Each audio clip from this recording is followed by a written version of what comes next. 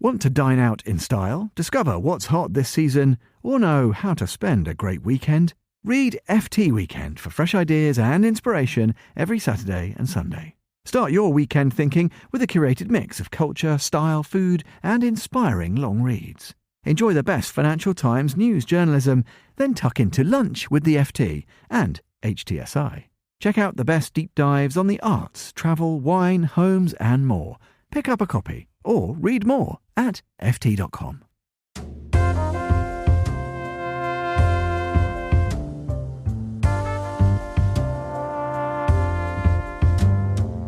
Hello and welcome to The Menu, Monocle Radio's food and drink programme. I'm your host, Chiara Rimella.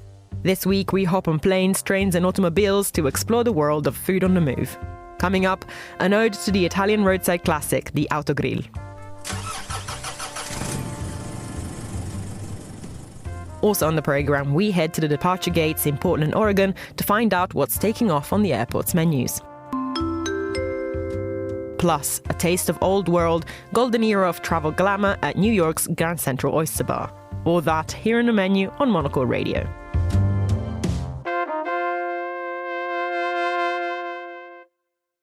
It's not in every country that heading out on the motorway comes with a side helping of excitement for the moment when you'll have to stop for a petrol break. But in Italy, long road trips have their own food law thanks to the country's ubiquitous Autogrill service stations. The panini, pizza and snacks served at these roadside bars are part of the national psyche, and for those travelling through the border, headed to the coast, they're a clear sign that their Italian holiday has officially begun. So here's my ode to the pit stops that shaped my childhood, and that of many Italians besides.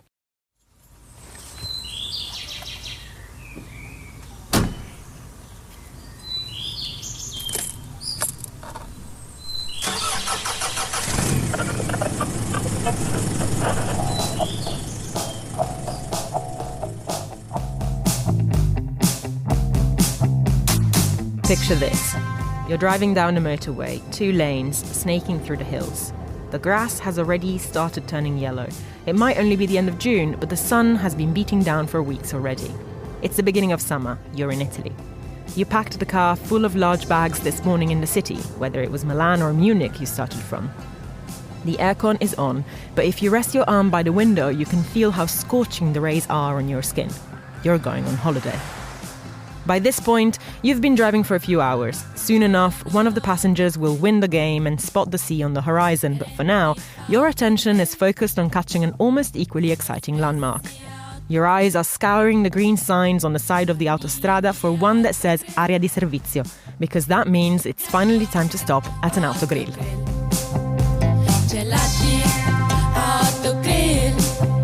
Every nation has its own brand of service stations along its road network. To some extent, all around the world, there are similarities. You can fill up your tank, pick up a can of Coke or some crisps and chocolate treats. In Hungary, you might be served the ketchup-filled cousin of a hot dog, and New Zealanders swear by the quality of their roadside pies.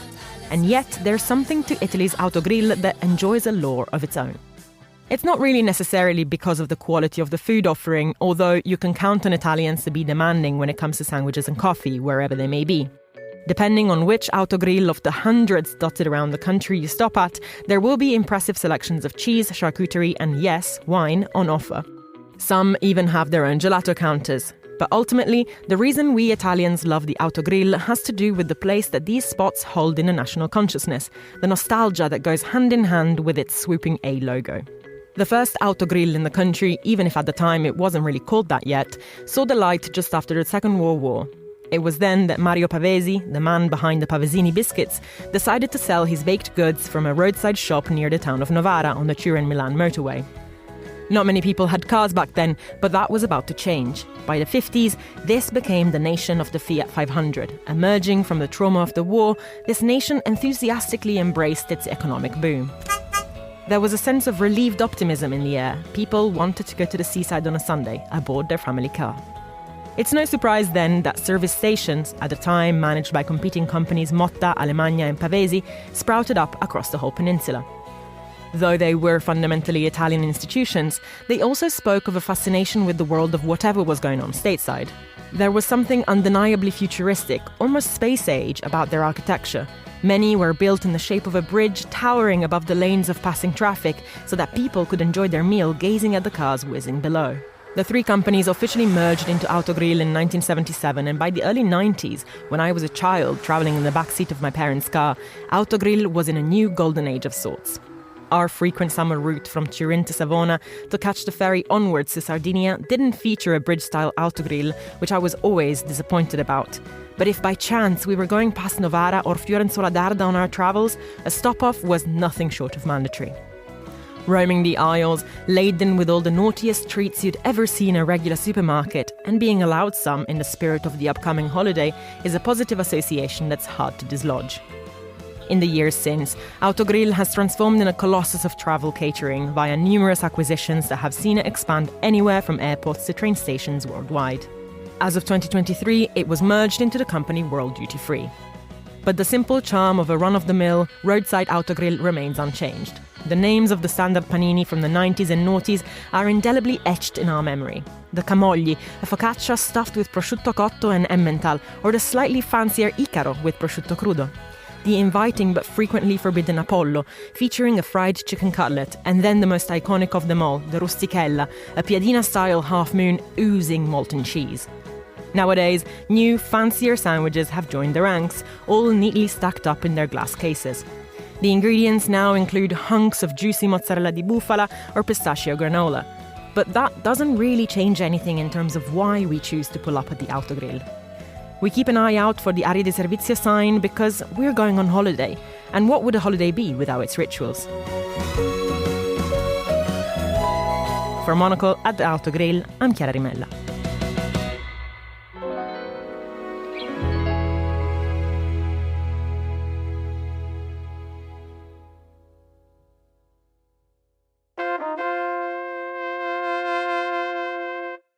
We've all been a captive audience in an airport terminal, staring down an unappetizing sandwich because quite simply we had no other choice. But some airports are better than others at enticing passengers with their food offering, and the tarmac-side restaurants can be a factor in deciding which location you want to start your journey from. Ahead of a flight, Monocle's Gregory Scruggs arrived early and with an appetite at the recently refurbished International Airport in Portland, Oregon to survey what was on offer. With over a dozen new restaurants and bars drawn from the ranks of the city's renowned food scene, expectations were sky high. He brings us this report. I can make that burn again if you want. When I arrive at PDX, as Oregon's largest airport is known, all eyes are looking up at the main terminal's roof, an intricate wooden lattice that debuted last year to much fanfare, even landing a spread in Monocle magazine. Perhaps equally impressive, but less heralded, is what awaits the traveler who arrives on an empty stomach. As I roam the concourse, the sights and smells are impressive. Freshly pulled espresso drinks, made with beans from the city's finest coffee roasters, are perfect for washing down a donut, fried on the spot. Trendy pizzerias with locations in some of Portland's hippest neighborhoods are slinging slices, while cocktail shakers get a workout at aviation-themed watering holes. There's even a speakeasy. In short, PDX feels like a Best of Portland food and drink special come to life. This collection didn't happen by accident, explains one of the airport authority's behind-the-scenes curators, who takes me for a stroll. My name is Abby Carey. I'm a concessions development manager for PDX with a focus on food and beverage and retail. Now, as a traveler here on my way to catch a flight, it's immediately apparent that the food and beverage options are not the usual standard global chain fare. How do you go about inserting what appear to be local businesses into your airport retail offerings? Yeah, it's a very deliberate process that we go through, and we know it's really popular to have that local representation and that authentic sort of Portland scene come through to our travelers. So we do set up our leases in a way that are favorable to individual, smaller businesses, local businesses. We have a competitive process, request for proposals process that we use to select our concessionaires out here, and we're able to collect proposals from a range of different interested businesses, and then evaluate and compare and select the best fit for the airport. Now, is this a new phenomenon at PDX to be recruiting from the ranks of your local business community to populate your retail spaces and especially food and drink here at the airport? It is a strategy that's been growing over the years, but it originally started back in the 1980s when we set up what was called the Oregon Market, and it was meant to showcase Oregon and Pacific Northwest brands for travelers, and it was so popular and so well received that we just continued it on throughout the entire terminal, and really now about 80% of our locations are local brands and locally owned. They also all are required to have street pricing, which is basically meaning that their prices have to match their street side locations locally so that passengers aren't getting price gouged when they order their beers and their coffees. Well, I'm sure that's welcome news for any traveler who's paid far too much than is civilized for a cup of coffee before an early flight. How do you ensure that there is the kind of price parity that you're describing? We do audits actually annually of all of the pricing in each location, and we compare it to a list of kind of predetermined, mutually agreed upon comparable locations on the street side. And then we also, just anytime that we hear about potentially pricing that's out of line or get a complaint, we go and check it out immediately. How does what PDX has accomplished here different from the way of doing business at most other airports? For those who travel a lot, who are used to seeing the same salad, coffee, chain type of establishments serving up the same fare from London Heathrow to Dubai, what does that business model look like, and how does PDX do it differently? Yeah, most other airports will partner with a big multinational corporation who will operate some or all of their concessions locations. So a lot of them will be a brand that maybe doesn't exist outside of airports, or it may be a licensed brand that the big company pays a fee for and operates kind of behind the scenes. We like to do business directly with the owners of the business because we feel the authenticity and really the passion for their products comes through a lot more and communicates that passion to the passengers directly. It's not easy to run a restaurant anywhere, much less at an airport. Do you find there's a certain minimum size or capacity for a restaurant operator, an F&B brand, to make it in an airport location? Yeah, that's a really good question, and it certainly is challenging to operate in an airport environment. There are all kinds of security challenges and things that you just may not normally consider. And there certainly is such a thing as being maybe too small for the airport environment. We typically look for locations that are local, but they still have maybe 2 to 3 brick and mortar locations in town. So they really know their operation, and they've streamlined their operation so that they're ready to springboard into the high volume airport environment. When it comes time to sit down for lunch, Abby steers me to one such local brick and mortar that was ready to make the leap to airside dining. Grassa is known in downtown Portland for its bowls of handcrafted pasta paired with a laid-back indie music soundtrack. While the airport location doesn't have walls, at PDX I walk into a clearly defined dining room, decorated with potted plants and framed by an inviting open kitchen.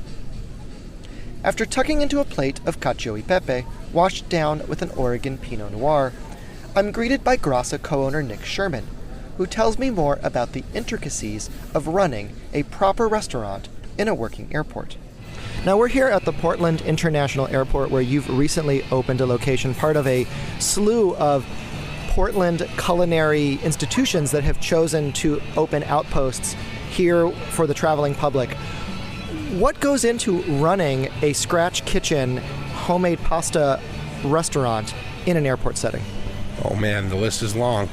We, it starts similar to our other restaurants, and then we add a bunch of things on. Things like the TSA requires all of our tools to be monitored and checked in and out. So everything in making the pastas, from the wrenches to the knives, need to be audited 4 times a day and made sure that they are in the location that they're supposed to be in and locked up when they're not being used. Our food comes in from our scratch kitchen in Portland, Oregon. It has to go through an x-ray machine outside of the space and then be delivered to us after that process. Our staff, we brought a lot of people from our other locations with us. They have to then go through a background check and get all that approval. And then, obviously the hours and the rushes are different. We don't have a typical lunch rush. We have a airplane rush. So that might happen at 1:30 in the afternoon, not at noon. So all those things make it a little more challenging. What does a proper sit-down meal look like at Grassa at the airport in terms of some of the mechanics of making a pleasant meal, a plated lunch or dinner for that matter, while still acknowledging some of the realities of what it's like to be on the go, to be on the move? Well, we still have to be faster. In the Portland downtown locations, we're usually allotted about an hour and a half for someone to dine with us. If we're lucky, we get someone for 45 minutes here. So we've learned to be faster, but we've also tried to bring the entire Grassa experience to the airport, being, the music that we play, the plates that we serve the dishes on, the silverware that we serve it with, all exactly the same as our street side locations, as well as the price. With a meal just as tasty as what I'd find in downtown Portland, I head for my gate, a satisfied diner. Now, if you'll excuse me, I have a flight to catch. This will serve as a final boarding call for Alaska Flight 2102, service to Seattle. Looking for all ticketed and confirmed passengers to be boarding at this time at B10. Thank you. For Monocle, at the Portland International Airport, I'm Gregory Scruggs. Thanks, Greg. This is the menu. Now it's time for the week's top food and drink headlines. Maido in Lima has been named the world's best restaurant for 2025 by the 50 Best Awards. Head chef Mitsuharu Sumura's Peru-based restaurant has won Best in South America 4 times over the last 12 years. But its elevated fusion of Japanese technique mixed with Amazonian Peruvian ingredients, known as Nikkei cuisine, has seen it take top spot. French spirit maker Pernod Ricard has launched plans to internally restructure in an attempt to cut €1 billion by the 2029 financial year. This comes as drinks makers globally have been hit by a decrease in sales. Pernod Ricard said they would rebundle their brands under 2 sections to make a more agile operation, naming Gold to manage champagnes, Irish whiskies Jameson, and Martell Cognac, and Crystal, set to include Absolute Vodka and Havana Club. And would you try a Guinness milkshake? The Black Tap restaurant chain in London have started serving the drink, which they say is the world's first official Guinness milkshake. Pubgoers can perhaps take it a little too far and upgrade to the Crazy Shake, containing 1 regular pint of Guinness, adding vanilla white chocolate frosting, a rather large slice of Guinness chocolate cake, whipped cream, and also a brownie for extra measure. Traditionalists might be pleased, though, to hear it's available for a limited time only. Those are the week's food and drink headlines. Now back to Chiara.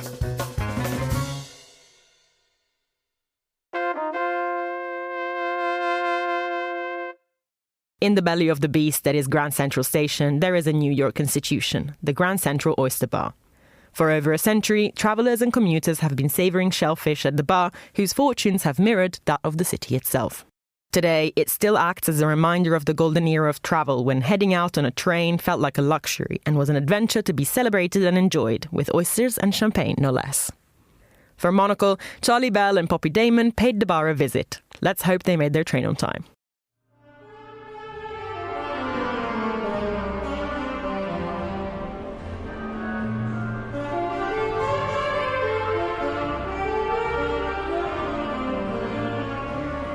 It's lunchtime in New York, and we're in for a treat. Charlie and I are meeting at the Oyster Bar at Grand Central Station. Walking through the subway at 42nd Street, a busker's breathy sax calls me to our destination. the basement of the iconic 1913 Beaux-Arts railway terminus, from where people in their hundreds of millions have journeyed for well over 100 years. Okay, so we finally made it, met up. We're here. We start with a stroll across the concourse of the American century, built with ambition and grandeur at the apex of the railway age, only for the automobile to steal its lunch and passenger rail travel suffer a precipitous mid-century decline. It's a huge archway and it's got the big blue sky. I've been to the Vanderbilt house in Rhode Island, and he, of course, was part of its design. But the fun fact I have is you see that black splodge there on the right, under the fish, to the where my finger is. Yeah? That is left behind when they cleaned the roof after they stopped smoking in here, because it used to be completely black, that colour. And then they cleaned it all off, and underneath was that. This awesome blue vaulted ceiling with its celestial atlas mural, inspired by a 1603 map of the stars, has a checkered past. When the station opened, a commuter pointed out that the heavens were back to front. Soon it was leaking and stained brown. In June 1945, a renovation promised this mural to be entirely restored, except that it wasn't. The ceiling had in fact been clad with asbestos and a new, less detailed design painted on top. You can see the outline of the panels, too dangerous to remove, hiding fragments of the original design beneath. I was here with a friend of mine who remembers in the 70s when this place was really down at heel, and the huge arched windows were all painted black. Were they? Because of the war. Apparently in the war they painted it black, and they never unpainted it until the 90s. The other fun thing I like about this is you can sometimes see people crossing over in these windows, and it's because you have to have a certain key or pass to be working in that building, and then you can pass through it. Yeah, you can see someone walking up there now. Exactly. It took 10 years to build this, from 1903 to 1913, and then enjoyed 30 years of really bustling kind of big train travel time. But by the 50s, there were already plans to demolish it, and then plans to build a massive skyscraper over it, all of which were fought by the great and the good, including Jackie Kennedy Onassis. Yes. Who very famous, did a cri de coeur about this beautiful place. Jackie Onassis said, "Is it not cruel to let our city die by degrees, stripped of all her proud monuments, until there will be nothing left of all her history and beauty to inspire our children? Americans care about their past, but for short-term gain they ignore it and tear down everything that matters. Maybe this is the time to take a stand, to reverse the tide, so that we won't all end up in a uniform world of steel and glass boxes." It's one of those counterfactuals, because this is now a place people come literally just to see the station. It's so iconic. The idea that they were ever going to get rid of it is shocking. Should we go have some oysters? Yeah, let's go. Lots of your research, it talked about how for many people for 100 years this place is the only place you can kind of definitely get a good oyster. It's like the spot. I certainly think it is the best oyster in town. Here we go. There's these big arches, tiles on the ceiling, and then little picnic checkered tablecloths all throughout. Hello, how are you? So you can either go and sit and dine on the picnic tablecloths, or you can go sit at the bar where they have the chowder, and it's a sort of kind of more rough and tumble end. We sit on cushioned stools of the Oyster Bar. A long marble counter, 40 seats long and decades old. Above the bar hangs the menu, more than a dozen handwritten cards advertising shellfish from coasts, east and west. Below, busy staff shuck away and steam seafood stews in gleaming metal-hooded double boilers bolted to the counter. Today's special is broiled Icelandic Arctic char fillet farmed over beet salad, or we could have a Florida stone crab claws with mustard mayonnaise and classic potato salad. We should focus on the oysters. But we decided to major on the mighty mollusk. Could we have 6 oysters, mixture of different ones? Yeah, a dozen oysters. A dozen, okay. A mixture of your best ones. Also, could we have an oyster stew? Something to drink? Yeah, maybe a glass of white wine. It's kind of the same. Would you mind telling us what? Cape May salt, Yeah. Skukum. And this is my favorite tatin Virginia. Ah. That's her name, so you cannot miss it. Beautiful. How long have you worked here for? Forever. Forever? 28 years. 28 years? Wow. What's your name? Mocha. Mocha. N-O-K-A. So you were here when it was owned by that guy? That's a guy there. That's a guy there. Mr. Brody. Yeah, Jerome Brody. Jerome Brody. He's pointing at a portrait of Jerome Brody, the silver-haired restaurateur who saved the eatery and made it what it is today. It was the early 70s and the city was economically depressed. The company that owned it was broke, and Brody took it over and refocused the menu on seafood with the oyster at its centre. And he took 73, 74 when it was bad. Today we'll run it again. Yeah, what do you think makes it kind of special and, Seafood, though, everything is fresh. The main thing is fresh. Okay, let's go end with his favourites then. What do you think? So we can start here. Do you chew your oyster? I do, yeah, definitely. Brilliant. On the oyster here, you've got the mussel. Yeah. And that's almost like a scallop. Is it? So I didn't know that. I was a bit of a like down there. No, I always chew. Oh, I love those. I like them all actually. I'm having another Totten Virginica. The raw dispatched, now time for the cooked. We're about to have the pan roast. That's a paste of stew. Oh, this then is... you're going to see it. Oh my god. That is one of the best things I've ever had in my life. Nick Peter, head cook, who came to work in this oyster bar in 1919, the oyster stew recipe hasn't changed since then. And the recipe is 8 freshly opened oysters, 1 pat of butter, 1 tablespoon of chili sauce, 1 teaspoon of Worcestershire sauce, a few drops of lemon juice, a quarter cup of oyster liquor, celery salt, a dash of paprika, 4 ounces of cream, and 1 piece of dry toast, if desired. It's being poured from this sort of silver vat that we mentioned earlier, lifted up and poured out, and it's dripping. It's a kind of pink salmon colour almost, very hot. There's some paprika being sprinkled on it. So the proof is in the toasting. The oysters are sort of floating in it. I'm going to put an oyster in my mouth. It's so good. It's delicious. What do you think, Charlie? It's very nice, very rich, creamy, sweet. It's got a bit of bread sunken in here as well, which looks a bit like a slug. Well, there you have it. An iconic restaurant. Charlie and Poppy doing the very difficult job of reporting from here. See you later. And then, after scooping up the last of the creamy pink oystery nectar and paying the check, it's time to give up our spot at the bar. With an appreciative glance and nod to the portrait of Jerome Brody, surveying the diners of the institution he did so much to preserve. And it's back out onto the concourse as travellers trundle towards their destinations.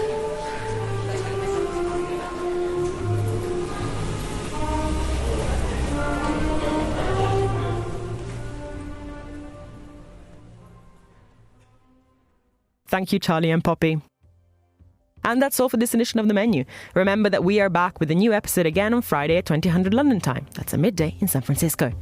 Also, don't forget to tune into our spin-off show Food Neighborhoods for a tour of some of the world's tastiest destinations.